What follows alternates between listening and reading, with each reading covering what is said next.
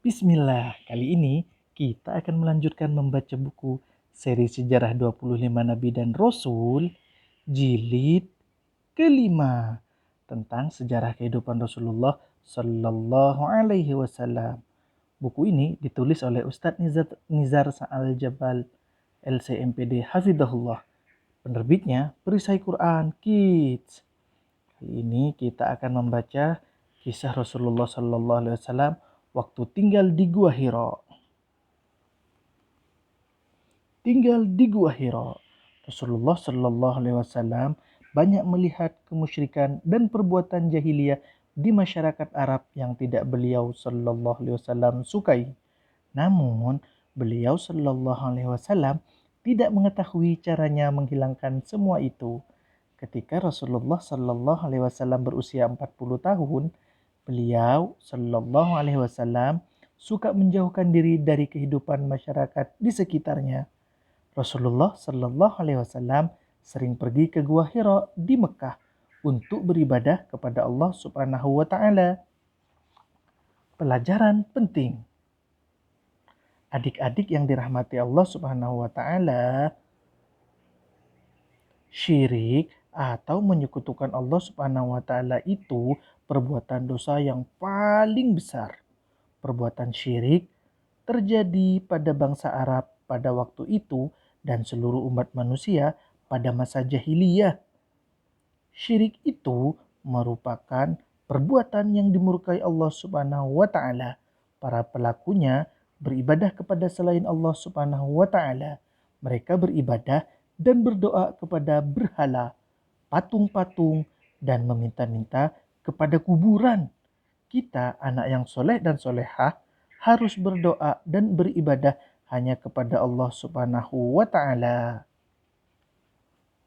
Ini contoh yang salah, beribadah kepada patung dan kuburan.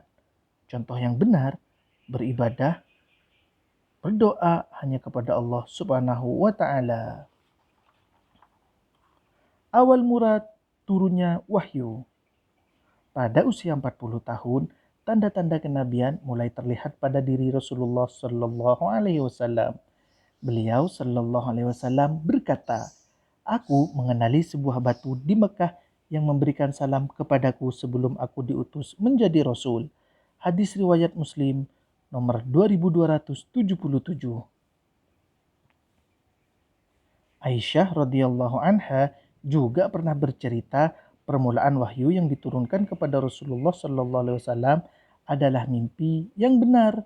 Beliau Sallallahu Alaihi Wasallam tidaklah bermimpi melainkan menjadi kenyataan. Hadis riwayat Muslim, hadis riwayat Bukhari, dan hadis riwayat Muslim. Turunnya wahyu pertama. Ketika Rasulullah Sallallahu Alaihi Wasallam berusia 40 tahun 6 bulan, turunlah wahyu pertama melalui malaikat Jibril alaihi salam, yaitu pada tanggal 21 Ramadan atau 21 Agustus tahun 610 Masehi. Mari kita simak cerita turunnya wahyu pertama kepada Rasulullah Sallallahu Alaihi Wasallam yang diceritakan oleh istri beliau Sallallahu Alaihi Wasallam, Aisyah binti Abu Bakar As-Siddiq radhiyallahu anhuma.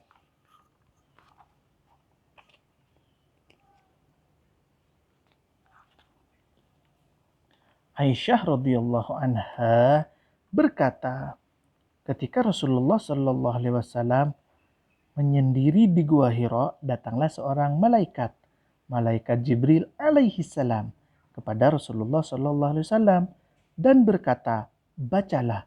Beliau Shallallahu alaihi wasallam menjawab, "Aku tidak bisa membaca." Malaikat itu memeluk Rasulullah Shallallahu alaihi wasallam lalu melepaskannya dan berkata, "Bacalah." Beliau Shallallahu Alaihi Wasallam menjawab, "Aku tidak bisa membaca." Malaikat itu kembali memeluk beliau Shallallahu Alaihi Wasallam.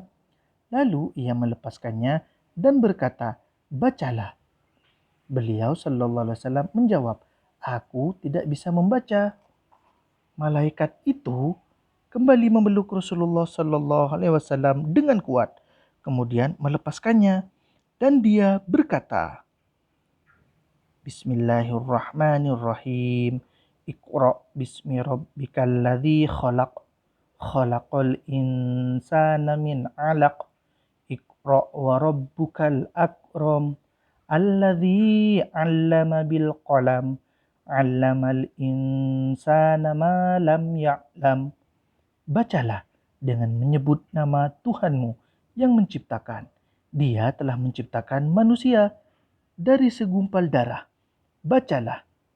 Dan Tuhanmu lah yang maha pemurah, yang mengajarkan manusia dengan perantaran kalam. Dia mengajarkan kepada manusia apa yang tidak diketahuinya. Quran Surat Al-Alaq ayat 1-5.